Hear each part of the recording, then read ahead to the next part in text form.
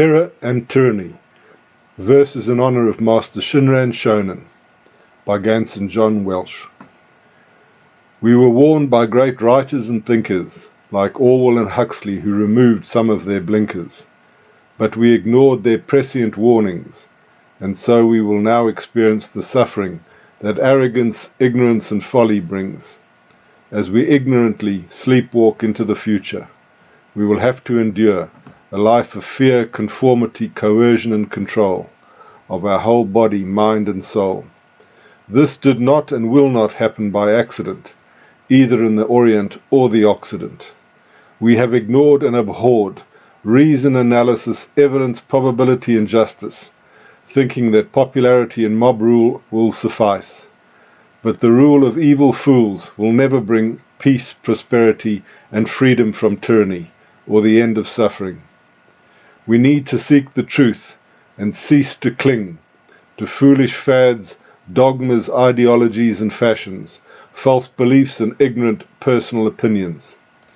The Amida Dharma Masters and sages of all places and ages have taught the truth of Supreme Dharma, as explained by Shakyamuni Buddha in the larger sutra.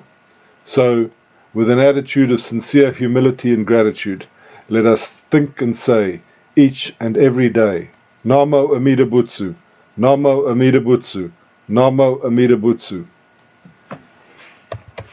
Thank you, Amida Buddha. Homage to Amida Buddha. I take refuge in Amida Buddha. The above verses were inspired by the following passages from the writings of Master Shinran Shonen. Hymns on the Larger Sutra.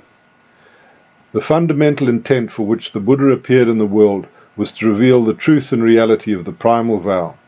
He taught that to encounter or behold a Buddha is as rare as the blossoming of the Udumbara. The Buddha of inconceivable light, under Lokeshvara Buddha, selected the best qualities from among all the pure lands of the 10 quarters to establish the primal vow. The light of the Buddha of unhindered light harbors the lights of purity, joy, and wisdom.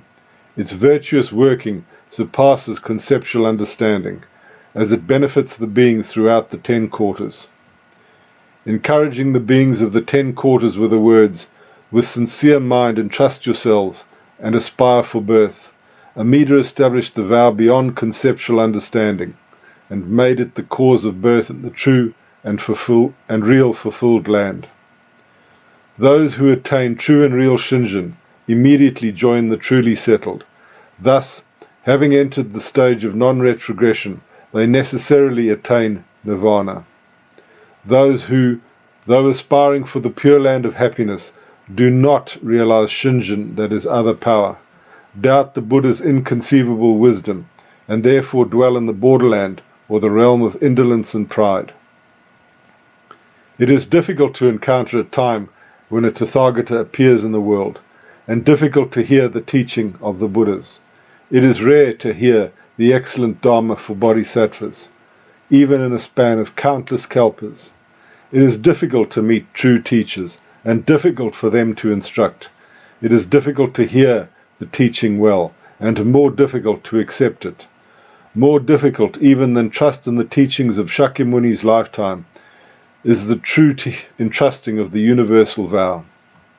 The sutra teaches that it is the most difficult of all difficulties, that nothing surpasses this difficulty. Attaining Buddhahood through the Nembutsu is the true essence of the Pure Land Way. The myriad practices and good acts are the temporary gate. Unless one distinguishes the accommodated and the real, the temporary and the true, one cannot possibly know the Pure Land that is naturalness, or jinin. Sentient beings, having long followed the path of sages, the accommodated and temporary teachings that are provisional means, have been transmigrating in various forms of existence. So take refuge in the one vehicle of the compassionate vow. Namo Amida Butsu.